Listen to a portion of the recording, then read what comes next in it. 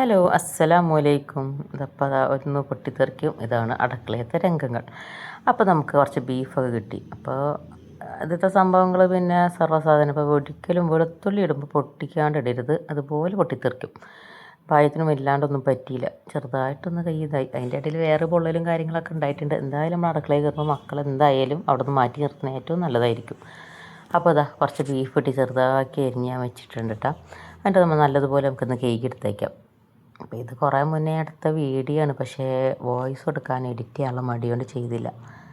അപ്പോൾ അതാ എല്ലാവർക്കും പെരുന്നാൾ ഇഷ്ടം പോലെ ബീഫ് കിട്ടിയിട്ടുണ്ടാവും, അതുപോലെ നമുക്കും കിട്ടിയിരുന്നു. അത് അന്ന് എടുത്ത് വെച്ച വീഡിയോസാണ്. അപ്പോൾ കുറച്ച് മഞ്ഞൾപ്പൊടി ഇട്ട് കൊടുക്കാം, കുറച്ച് മുളക് പൊടി ഇട്ട് കൊടുക്കാം, പിന്നെ പാകത്തിന് ഉപ്പും. എന്നിട്ട് നല്ലതുപോലെ ഒന്ന് മിക്സ് ആക്കിയിട്ട് നമുക്ക് കുക്കറിലൊന്ന് വിസിലടിപ്പിക്കാം.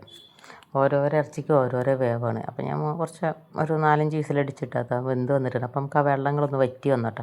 അപ്പോൾ നല്ലതുപോലെ വറ്റി വന്നു. ഒരു കുപ്പി നല്ലെണ്ണ എടുത്തിട്ടുണ്ട് കേട്ടോ. അപ്പോൾ നമുക്ക് ഞാനൊരു ഇരുമ്പിൻ്റെ ചട്ടി എടുത്തിട്ടുണ്ട്. ആ ചട്ടി നല്ല ചൂടായതിന് ശേഷം നമുക്ക് നമ്മുടെ എണ്ണ ഒഴിച്ച് കൊടുക്കാം. എന്നിട്ട് നമ്മുടെ ബീഫ് ആദ്യം പൊരിച്ചെടുക്കാം കേട്ടോ. അപ്പോൾ ബീഫ് നല്ലതുപോലെ ഒന്ന് പൊരിച്ച്, വല്ലാണ്ട് മൊരിയൊന്നും വേണ്ട, നല്ല പാകത്തിന്. അത് നമുക്ക് കോരി മാറ്റിയെടുത്തേക്കാം. അപ്പോൾ അതിന് ശേഷം നമുക്കിനി അടുത്തത് അതിലേക്ക് ഇടാൻ വേണ്ടിയിട്ട് ഒരു 3 പച്ചമുളക് എടുത്തിട്ടുണ്ട്, ഇഞ്ചി എടുത്തിട്ടുണ്ട്, വെളുത്തുള്ളി എടുത്തിട്ടുണ്ട്, കറിവേപ്പില എടുത്തിട്ടുണ്ട്. അപ്പോൾ ഓരോരുത്തർ എരിവിനനുസരിച്ച് നമുക്ക് ഇനിയും പച്ചമുളക് കൂട്ടാം. നമുക്ക് ഈ വീട്ടിലല്ലാണ്ട് എരിവ് പറ്റില്ല, അതുകൊണ്ട് നമ്മൾ ഇട്ടിട്ടില്ല. അതിനുശേഷം ബീഫ് കോരി മാറ്റിയ ശേഷം അതേ എണ്ണയിലേക്ക് ഇതാ കുറച്ച് എന്നുള്ളതൊക്കെ മാറ്റിയിട്ട് ശേഷം കടുക് ഇട്ട് കൊടുത്തിട്ടുണ്ട്. അപ്പോൾ കടുകൊന്ന് പൊട്ടി വരട്ടെ. അതിനുശേഷം നമുക്ക് ഉലുവ വന്നിട്ട് കൊടുക്കാം. അപ്പോൾ ഒന്ന് റെഡി ആയി വന്നതിന് ശേഷം നമുക്ക് ഈ ഇഞ്ചി, വെളുത്തുള്ളി, പച്ചമുളക്, വേപ്പില, അപ്പോൾ അതെല്ലാം ഒന്ന് മൂത്ത് തരാം. അപ്പോൾ നമ്മളിനി ഒരു കാര്യം ശ്രദ്ധിക്കണം, വെളുത്തുള്ളി എപ്പോഴും പൊളിച്ചിടണം, അല്ലെങ്കിൽ ഇതുപോലെ ഒന്ന് പൊട്ടിത്തെറിക്കും കേട്ടോ. ഭാഗ്യത്തിനൊന്നും പറ്റില്ല, ചെറുതായിട്ടൊന്ന് എണ്ണ തെറിച്ചിരുന്നു. പിന്നെ ശേഷം ഗ്യാസൊക്കെ ഓഫാക്കി കുറച്ച് ചെയ്തതിന് ശേഷം 1 ടീസ്പൂൺ മുളകും പൊടിയും മഞ്ഞൾപ്പൊടി ഇട്ടു, കുറച്ച് കായപ്പൊടിയും നമ്മുടെ പൊരിച്ച് വെച്ചിട്ടുള്ള ബീഫ് അതിലിട്ട് എന്നിട്ട് നല്ലതുപോലെ മിക്സ് ആക്കിയതിന് ശേഷം ഇനിയാണ് നമ്മൾ സുർക്ക ഒഴിച്ച് കൊടുക്കുന്നത് കേട്ടോ. അപ്പോൾ ഈ പൊടികളിടുമ്പോൾ എപ്പോഴും ഗ്യാസ് ഒന്നെങ്കിൽ ഓഫാക്കുക, അല്ലെങ്കിൽ കുറച്ചിടുക, അല്ലെങ്കിൽ കരിഞ്ഞു പോകും.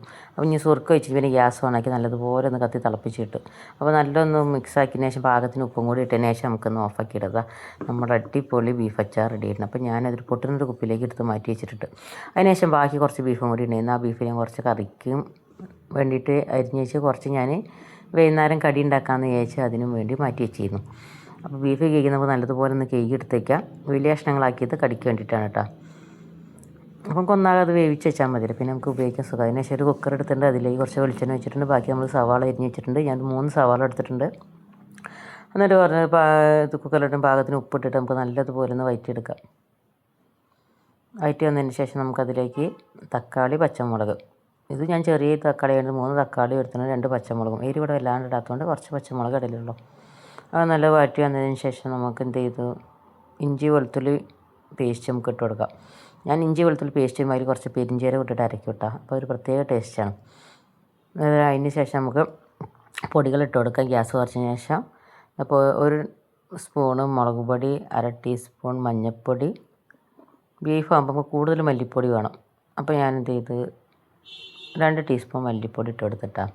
കാരണം നമ്മുടെ ഈ മുളക് പൊടിക്ക് നല്ല എരിവ്. പിന്നെ ഗരം മസാല, പട്ട, ഗ്രാമ്പു, ഏലക്കായ്, പെരിഞ്ചീരകം അതൊക്കെ പൊടിച്ചത് അതിലേക്ക് ഇട്ട് കൊടുത്തിട്ടാണ്.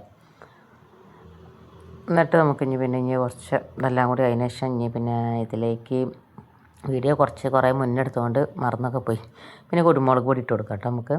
എന്നിട്ട് നല്ലതുപോലെ ഒന്ന് മിക്സാക്കി ഇട്ട് കൊടുക്കാം. കാരണം എരിവ് ഓവറാവണ്ട, ചിലർക്ക് എരിവ് കൂടിയോടെ കുട്ടികൾക്കൊന്നും പറ്റാത്തതുകൊണ്ട്. പിന്നെ കുറച്ച് ഉലുവ ഇട്ടിട്ടുണ്ട് കേട്ടോ. ബീഫിന് ഒരു പ്രത്യേക ടേസ്റ്റല്ല. അത് നല്ലതുപോലെ ഒന്ന് മിക്സ് ആക്കിയതിന് ശേഷം നമുക്ക് ഇനി അതിലേക്ക് ബീഫ് ഇട്ട് കൊടുക്കാം. കേക്ക് വെച്ചുള്ള ബീഫ് നമുക്ക് അതിലിട്ട് നല്ലതുപോലെ ഒന്ന് മിക്സ് ആക്കിയതിന് ശേഷം പിന്നെ വേപ്പില ഇലകൾ ഇട്ട് കൊടുക്കാം. ഞാൻ പിന്നെ മല്ലിയില എടുത്തിട്ടുണ്ട്, വേപ്പില എടുത്തിട്ടുണ്ട്, പുതിനയില ഇട്ടിട്ടുണ്ട്, പിന്നെ ഒരു പട്ടൻ്റെ ഇല ഇട്ടിട്ടുണ്ട്. അപ്പോൾ നമുക്ക് ഗ്യാസ് ഒന്ന് ഓഫാക്കിയിട്ടാൽ നമ്മുടെ അടിപൊളി ബീഫായിട്ടുണ്ട്. കൂടാതെ നമ്മുടെ ബീഫ് അച്ചാറും പപ്പടവും പിന്നെ ആയിഷാമ്മക്ക് ചമ്മന്തിയും തൈരും പിന്നെ പുളിങ്കറി ഉണ്ടായിരുന്നിട്ടാ. പിന്നെ പപ്പടം കൂടി പിരിച്ച് നമ്മൾ അടിപൊളി ചോറ് തിന്നു. അതിനുശേഷം നമുക്ക് വൈകുന്നേരം നമുക്ക് ഇറാൻ പോള ഉണ്ടാക്കാൻ വേണ്ടിയിട്ട് കുറച്ച് ബീഫ് ഉണ്ടായിരുന്നു. ബീഫ് നമ്മൾ സാധാരണ ഇതിന് കൂട്ടുന്ന പോലെ അതിൻ്റെ ഫുൾ വീഡിയോ ചാനലുണ്ട്, പോയി നോക്കാം. അപ്പം അതിനുശേഷം നമ്മൾ മാവൊക്കെ മുട്ടയും കൂടി ഒഴിച്ചതിന് ശേഷം ബീഫ് അതിന് മേലിട്ട് കൊടുത്തിട്ടുണ്ട്. ഒരുപാട് വീഡിയോ ഞാൻ ലെങ്ത് ആക്കിയിട്ടില്ല. അതിൻ്റെ കുറച്ച് വിശേഷങ്ങൾ അതിനായിട്ടുള്ള വേറെ വീഡിയോസ് ഞാൻ ഈ ചാനലിൽ ഇട്ടിട്ടുണ്ട്. അപ്പോൾ എല്ലാവരും ഒന്ന് പോയി നോക്കാം. ബീഫ് ഇറാൻ പോള നോക്കിയാൽ മതി. അപ്പോൾ അതിനുശേഷം മേലും കൂടി ഫില്ല് ചെയ്തതിന് ശേഷം നമ്മൾ എന്ത് ചെയ്യുക, കുറച്ച് ഇതിൻ്റെ ചില്ലി ഫ്ലേക്സും ഇതൊക്കെ ഉള്ളതിൻ്റെ ഇത് പാക്ക് ഉണ്ടായിരുന്നു. അപ്പോൾ അതൊക്കെ ഒന്നിട്ട് ഇട്ടതിന് ശേഷം ഒരു പ്രത്യേക ഭംഗി. അത് കുറച്ച് കഴിഞ്ഞതിന് ശേഷം നമ്മുടെ ബീഫ് ബോളായിട്ടുണ്ട്. നമുക്ക് ഓരോരോ കഷ്ണങ്ങളായിട്ട് മുറിച്ച് തിന്നാം.